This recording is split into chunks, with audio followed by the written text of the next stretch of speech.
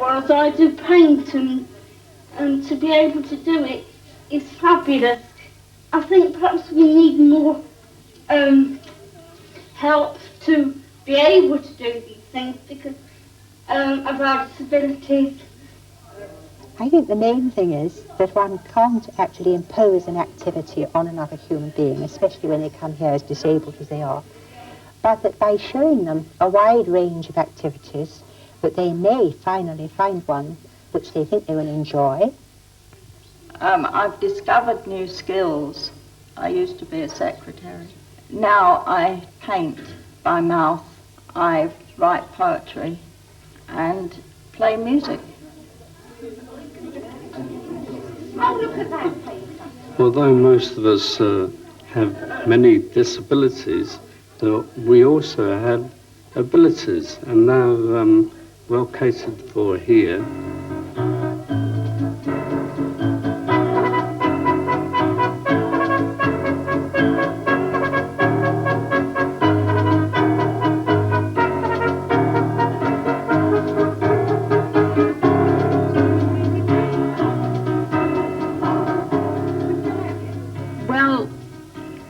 Seven Springs and any Cheshire home relies very much upon its voluntary workers to bring in the little extra something. I think without the voluntary workers we would feel more isolated, and they also bring in something of the outside world. They bring in a little extra to the building which we are very much aware of. They are additional faces, friends. What does one do after spending all your life and you come to retiring age? What do? I was at a loss. No family. After a busy industrial life, what I was going to do. And I've had 20 happy years with a family. This family here at Dollyworth. They have given me far more than ever I have been able to give to them. How much they have given me in love, in taking me into their family. They're all different. They're all of various temperaments.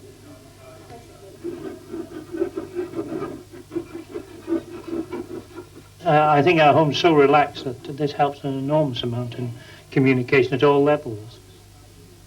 And Christian names are the norm rather than surnames, which of course means more, again, of the family situation. And this, again, removes any question of formality. It also removes the idea of an institution. Tears all that down, and you're left in the end with a very personal relationship. I come in my invalid car as I've had an invalid car for 20 years. And I've been coming about 7 years. The time before I came to the Cheshire home, after I lost my wife, I was a very, very lonely and withdrawn person. The management at the Midley Hall asked me if I'd come and help them the best way I could. And I've come ever since. It's very, very rewarding as it serves two purposes. It helps me. It gives me the encouragement to help disabled people, and I found it very satisfactory. The daycare is a marvellous opportunity, I think, for disabled people who live in the area outside of the home. If they need the care that the home can offer them, it's a marvellous opportunity for them to go into the home and see what can be done and the wonderful facilities which are available in Douglas House. We are fortunate in having a day centre wherein people come from outside and they all participate in everything here, and they are able and they can participate in whatever is available here. Okay.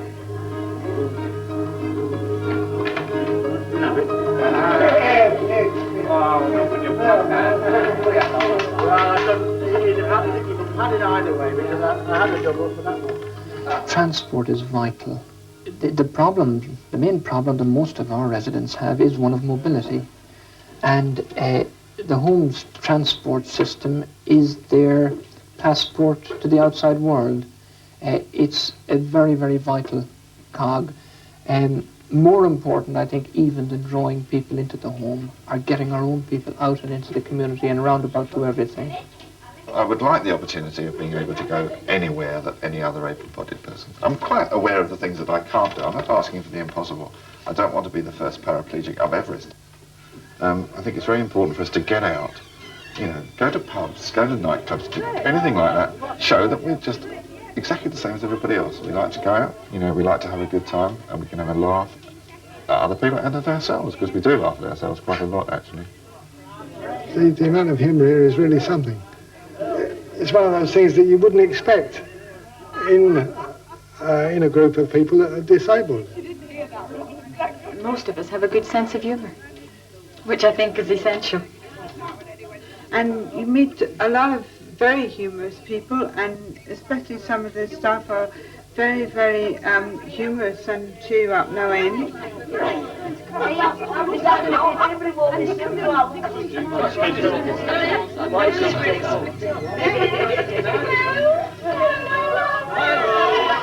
I think part of the atmosphere in the home is that we keep the nursing staff to an absolute minimum.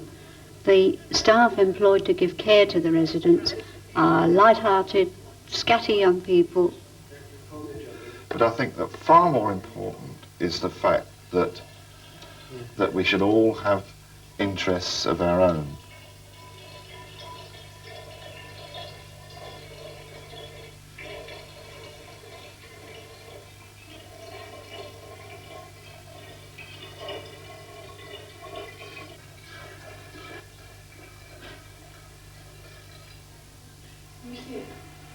Do you want me to lift it up? Yes, please. More? Yeah?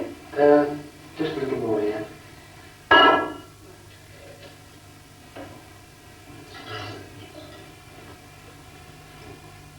Yeah, actually, from the and then we can add the yeast. Right, so just put it in. Yeah. You know, we just have to be patient. That's the main thing. But we do get a bit flustered now and again. We are like a family, really, aren't we? We get very close and attached, you know. Not putting his lock cap on. No, very wants to tell. Yeah, it's nice. It's on your face. The throat, you know. I know that. I know.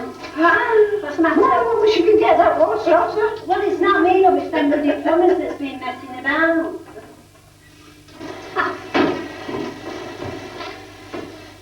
I believe myself that if a person is uncomfortable physically, then it is very, very difficult for them to be happy. I had very bad pressure sores when I first came in here. The flotation cushion, which I use now, this is an American cushion, and it distributes one's weight so well that in fact it's almost impossible to get a pressure sore with it. Since I've been using this cushion, I'm 18 months now free of pressure sores. I can stay up for a full day, getting up at 8 o'clock in the morning and staying up until as late as I like at night.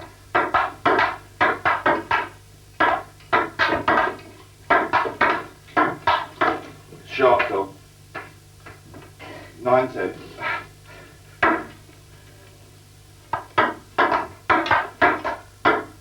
Tens. Off the shoulder.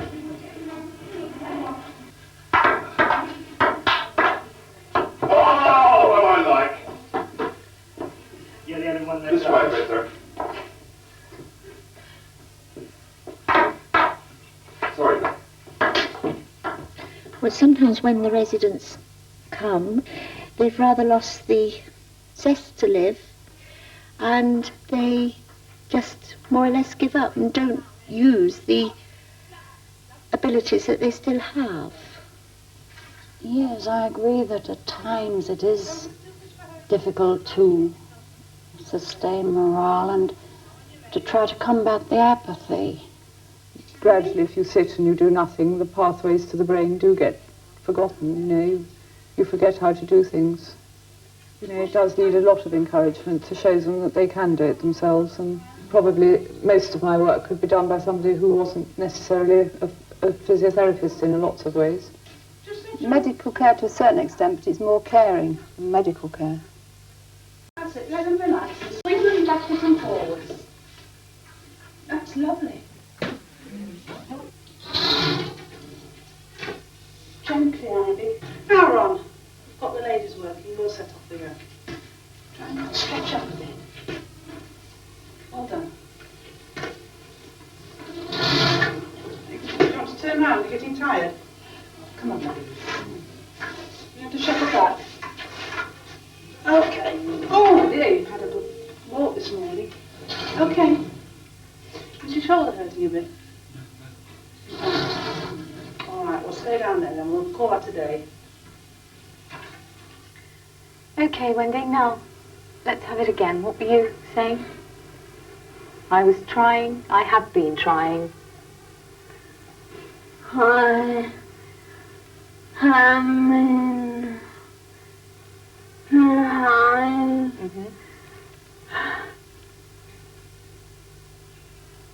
I am in Yes, I've got that. I have been trying. Remember not to repeat. Yes, carry on. To do the breathing.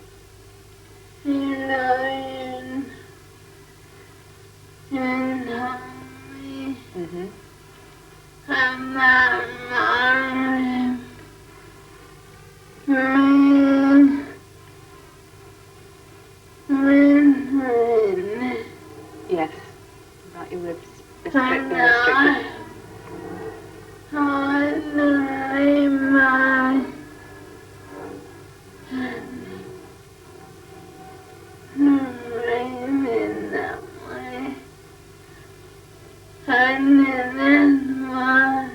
It didn't work, or it did? It did work. Oh, good. Splendid. Oh, I'm glad you've put that into practice. Well done. Any words giving you problems at the moment, apart from everything? Anything specific?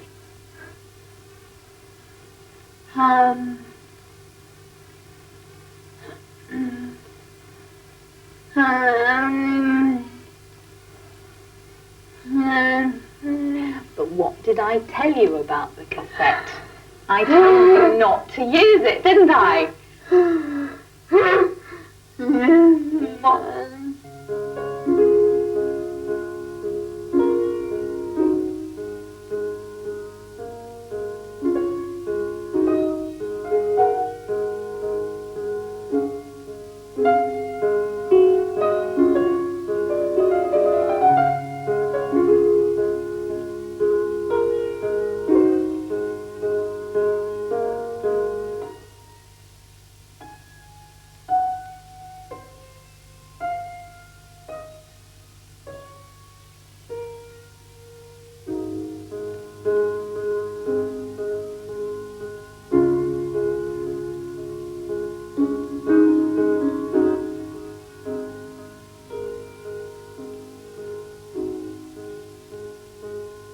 And what Sister and I try to do is recreate the sort of home they would have had they stayed out in the community.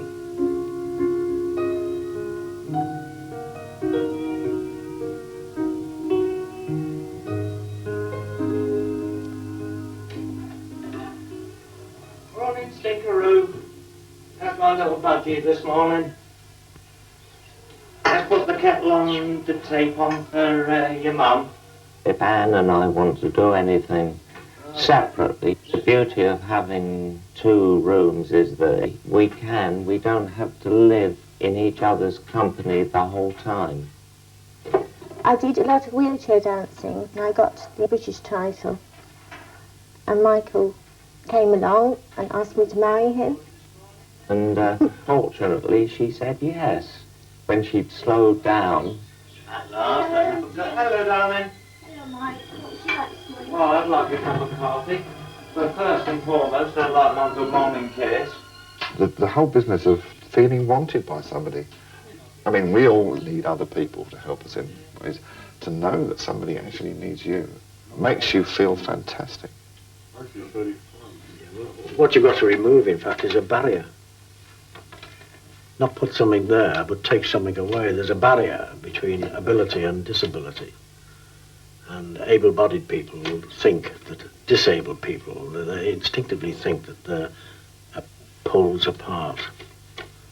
If we can remove those barriers and get have the same level of conversation and understanding between able-bodied and disabled as obtains between two of the equivalent type, then we would have achieved something. Yes.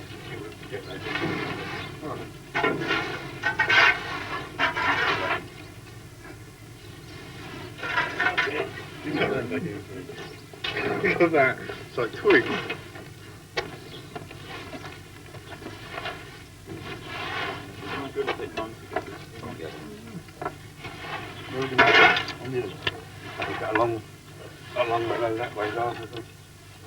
But if you want to get on, if you want to do things, you've got to push that much harder, and I think disabled people tend to do that. You tend to get much more out of life and much more enjoyment out of maybe simple things, ordinary, everyday things. But I found with all of my friends here that we all seem to do lots more than my friends who are able-bodied. We know they want medication and medical treatment, and they know it. But we play that down in as much as we get that out of the way and then get on with living. I was at university, just finished the degree, and I applied for 28 jobs. And the response from Little was very quick. And I thought, right, grab it. And I had nowhere to live. And I phoned here. They said, yes, you could come up for a month's trial. So I came up into the main building and stayed there for a month. And when they found out after a month that they were hardly seeing me or doing anything for me, they decided that they'd send me across here and give me a trial across here. And from then on, I just went to work and had holidays and did things like everybody else does.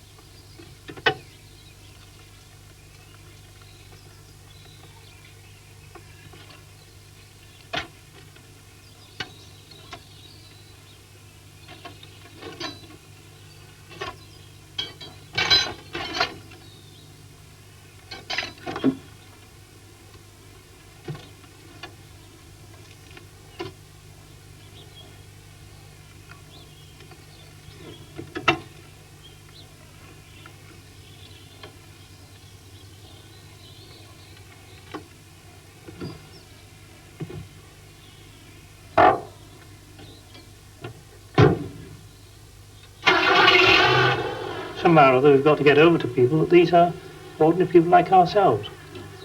The problem really is that very often the first thing a person sees is a wheelchair. They don't see the person.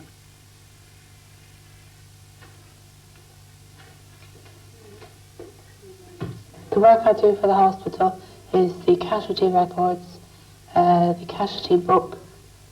In the beginning I started 4 days, but now they've got more volunteer workers and we do about a day each.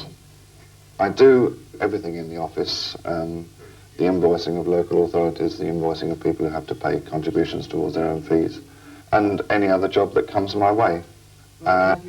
I provide a very useful liaison between residents and staff, and in that way I think the whole exercise has worked very well. It's certainly worked very well as far as I'm concerned. I've given her 33. And that came as a surprise. I'd always thought that I would only be regarded simply as a sort of object in the future. I didn't realise I could still be regarded as a person. Okay, right. Jenny Handy? Yeah. 20. Oh, sorry, Yeah. that's wrong, isn't it? No, it is 20. Yeah, 12 domestic. 20 and nothing, isn't it? Yeah, 12 and 8, actually. Yeah. Okay. Yeah, that's fine. Queenie Parish, 25. Yeah. Doris Widdicombe, 25. That's 20 and 5. 20 and 5, yeah. Phyllis Drummond. The staff themselves are very important, and if they're involved and their thoughts and wishes are discussed, then we can work together far more effectively and they feel part of the home. Yes, it went off this morning. I saw that it went, and I've just had a phone call to say that she's ready to come back. So I hope that the letter will have carried some weight and that she'll... We are constantly talking around the theme of the fact that it is the residents' home. And we have 27 homes here in one. Since I've been head of home, I have found tremendous support from our overall management committee. At the end of the day, the vital thing about all of this is that without the management committee, we would not have a Cheshire home. You all right, guys? Do you mind if we come in and do a bit of measuring up? We're going to put testing on those at the bottom half to protect the walls for the wheelchairs. This section we're in now, we're converting ourselves by direct labour. The people who will come here in general will be the emergency care which we've cared for in the past, where they've lost the help of perhaps a husband or wife to look after a disabled person normally living in their own home. This level here will be for the disabled persons, and the floor above will be for the ambulant friends or relatives.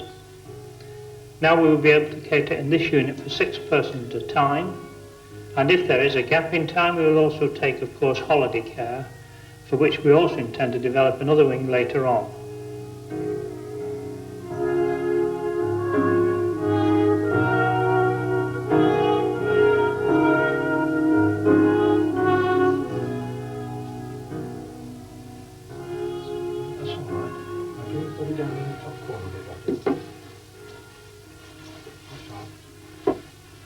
Wow, how about that, Jan?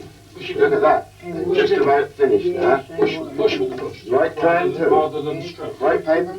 Yes. Do you like it? I've been told you wrote mine. You're Stuart Tartan. That's just right, isn't it? Well, Jan, that was your choice. Yes, thank you. You've got your tartan paper, Thank you. and you've also Thank got you. it in the Thank clan. you.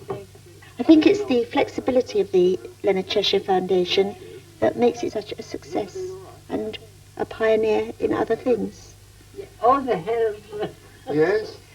Residents are involved in, as much as possible, the running of the home. You get their views on what they think should happen.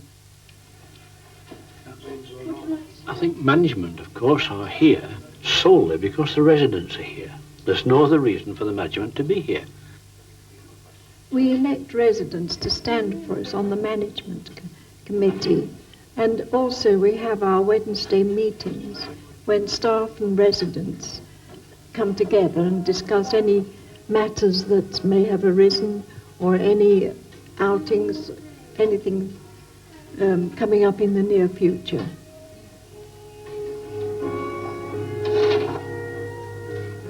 The thing that I think is one of the most difficult things living in a community like this is to decide for yourself how much of yourself you give to the community and how much you actually try and lead your own individual, separate life.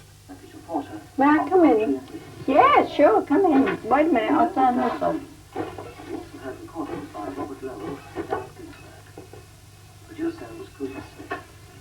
I've just got hold of these photographs of one of the homes, or maybe more than one of the homes, in one of the third world countries.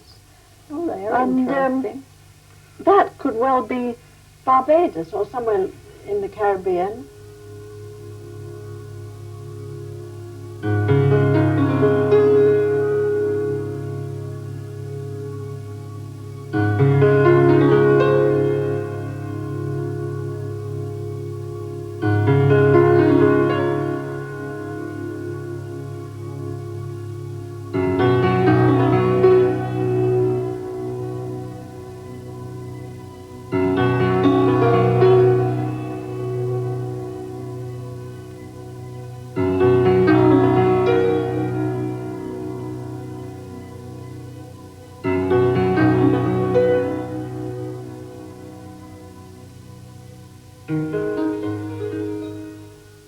So far, we've about £25 in the fund for Bangladesh, and then early. there's the raffle to come on the Red Arrows night. Yeah, now that's the 28th of February, Yes. isn't it? That's lovely though, Dorothy. I'm Yes. glad about those Mm. photographs. That will really bring the point home, won't Yes. it? Well, residents meeting next Wednesday. Yes. Oh, it's my turn to take it. Yeah. Okay then. Thanks a lot. Right, cheerio. Bye-bye. I met my husband about 4 years ago. We got engaged, and then since then we have now been married and got our own flat, which we found is very nice. We get on very well together. We were running this sort of system, which is very nice. Me and my wife, we share our jobs 50-50, so we have a little bit of arguments, but they bound over like. We get on all right together. And as I say, it's a good thing, and I'd like to see other Cheshire homes, and probably this one, trying to improve, trying to get more flats or bedsitters for residents, so that it'll be a little bit more independent. That's what I hope.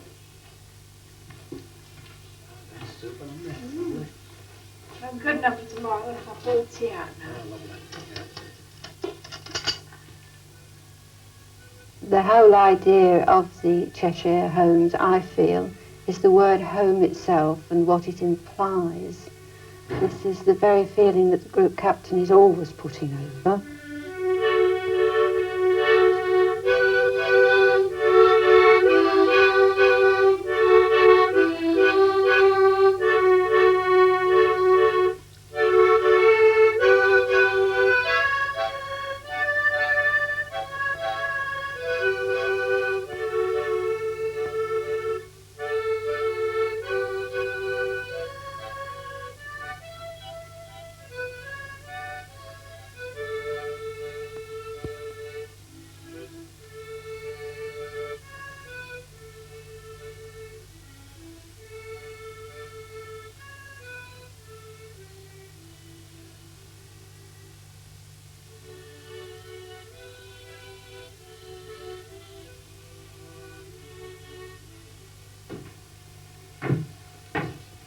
Morning, Mary. Morning, Miss Fiona. What kind of morning do you think it's going to be? Wet or Cloudy. Cloudy. Treatment morning. I can't remember. Do you have your oil this morning? No, I have first pills instead. Just that. Yes. Okay. Going to manage like that. Yes. Right. Thank you very much. Sorry, no mail this morning. No mail. Okay then. I'll see you later. Because you'll be due for treatment. Thank you very much. My room is blue. I chose blue because I'm very, very fond of blue. When visitors come, they say that my room is lovely. It's such a restful blue to the eye. Which Group Captain Leonard Cheshire said to me when I took him round the rooms to see it before he opened it officially. And he said, I hope, Mary, that you have many, many hours of peace and quiet in your own little room. And I think it's marvellous. And this is my home.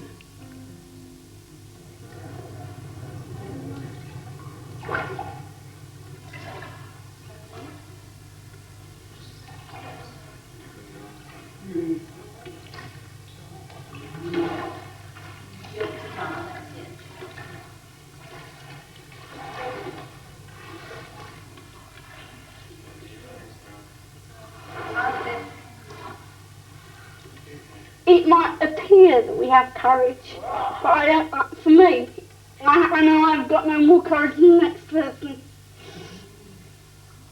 We can do things for ourselves, and I think they need to see that we need to struggle to be able to do it. I think courage is something you learn with disability, and so you just have to learn to cope. That's it. You just learn courage as you go along, as circumstances hit you.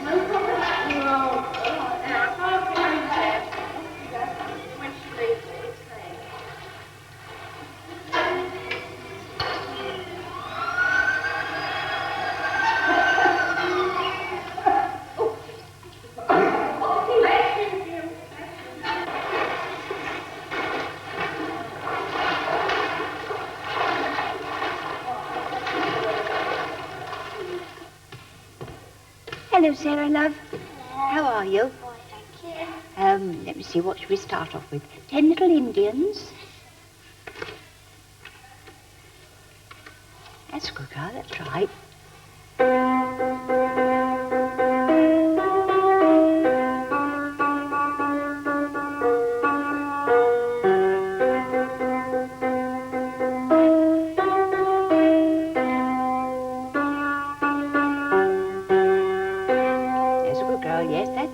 Mine just there, it says 7 little, 8 little, 9 little Indians. Mine, they're all nice and steady. You had an extra Indian in. Would you like just to do the 7 little? We can help able-bodied people by helping them to think a bit more deeply about life, because being disabled helps you to think. Is an aid to you to be able to think more deeply about life. It's a privilege, really. When people are not disabled, they tend to rush around and, you know, they go from day to day without really thinking. I think it's a great privilege for a disabled person to be able to have the chance, the time. I wish to be a valid person, not an invalid person.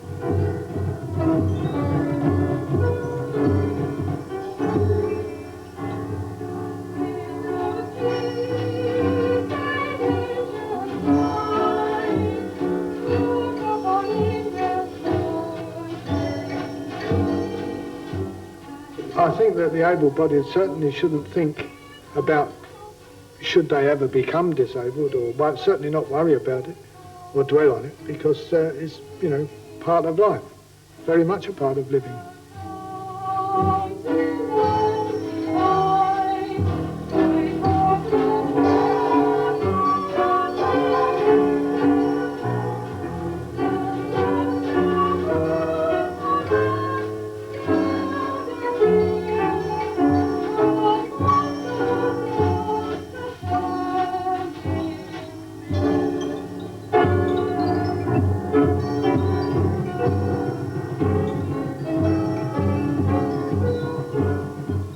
I came here for 2 weeks only, found my happiness and people that I could talk to. I came, I was accepted, and I came to live here in 72. I met a person who is my wife now. The happiness evolved from then, and I've been happy ever since. So what can I say about Cheshire home? It is my home, it's my wife's home, and we're happy.